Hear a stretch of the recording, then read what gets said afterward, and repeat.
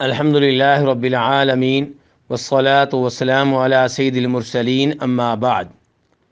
ایک بھائی سوال کرتے ہیں کہ یہ جو عرش کے سائے والی حدیث ہے جس کے الفاظ یہ ہیں سبعۃ یظلھم اللہ فی ظلہ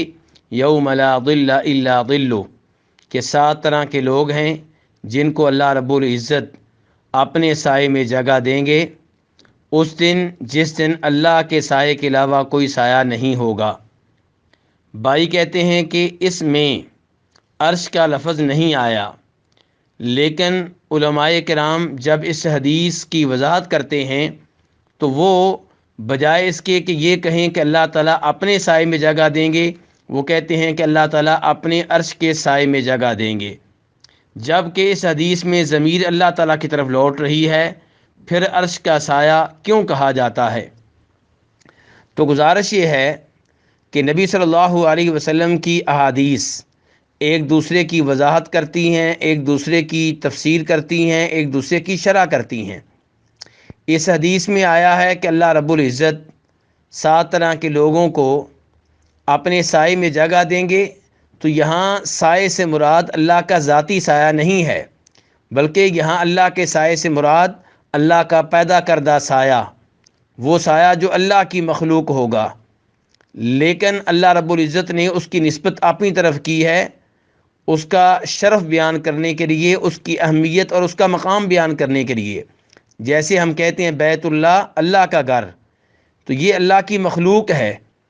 لیکن اللہ کی طرف نسبت کیوں ہے؟ اس کی عظمت بیان کرنے کے لیے، اس کی شان بیان کرنے کے لیے۔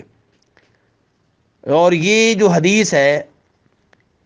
اس کو امام سعید ابن منصور جب روایت کرتے ہیں تو وہاں پہ یہ الفاظ ہیں سبعۃ یظلھم اللہ فی ظل عرشی، کہ 7 طرح کے لوگ ہیں جن کو اللہ تعالیٰ اپنے عرش کے سائے میں جگہ دے گا، اور اس کی سند کو حافظ ابن حجر رحمہ اللہ نے فتح الباری میں حسن درجے کی قرار دیا ہے۔ اور مزید وضاحت کے طور پہ یہ بھی گزارش کر دوں کہ امام مسلم رحمہ اللہ جناب ابو ہریرہ سے روایت کرتے ہیں کہ اللہ رب العزت روز قیامت کہیں گے، پیارے حبیب علیہ الصلوۃ والسلام کی حدیث ہے کہ اللہ تعالیٰ کہیں گے میری وجہ سے محبت کرنے والے کہاں ہیں؟ الیوم اظلھم فی ظلی یوم لا ظل الا ظلی، آج میں ان کو اپنے سائے میں جگہ دوں گا جبکہ آج میرے سائے کے علاوہ کوئی سایہ نہیں ہے۔ جبکہ یہی حدیث جب اسے امام احمد اور ابن ابی شیبہ اپنی مصنف میں اور امام ابن حبان اپنی صحیح میں اور دیگر ائمہ اکرام روایت کرتے ہیں تو وہاں پہ عرش کا لفظ آیا ہے، وہاں پہ الفاظ یہ ہیں کہ المتحابون فی اللہ فی ظل العرش یوم لا ظل الا ظلہ، کہ اللہ کی وجہ سے محبت کرنے والے عرش کے سائے میں ہوں گے جب کہ اس دن اللہ کے سائے کے علاوہ کوئی سایہ نہیں ہوگا، یعنی کہ عرش کا جو سایہ ہے وہ اللہ کی طرف سے ہوگا، وہ اللہ کی مخلوق ہوگا۔ ایسے ہی ایک تیسری حدیث آتی ہے جس میں نبی کریم صلی اللہ علیہ وسلم ارشاد فرماتے ہیں، اور اس حدیث کو روایت کرنے والے ابو الیسر ہیں کہ من انظر معسرا او وضع عنہ اظلہ اللہ فی ظلہ، کہ جس نے کسی تنگ دست کو مہلت دی یا اس کا قرضہ بالکل معاف کر دیا تو اللہ تعالیٰ اسے اپنے سائے میں جگہ دیں گے۔ اس حدیث کو بھی روایت کرنے والے امام مسلم رحمہ اللہ ہیں، لیکن اسی معنی میں ایک حدیث آتی ہے جسے روایت کرنے والے امام احمد، ترمذی وغیرہ ہیں، تو وہاں پہ الفاظ یہ ہیں کہ من انظر معسرا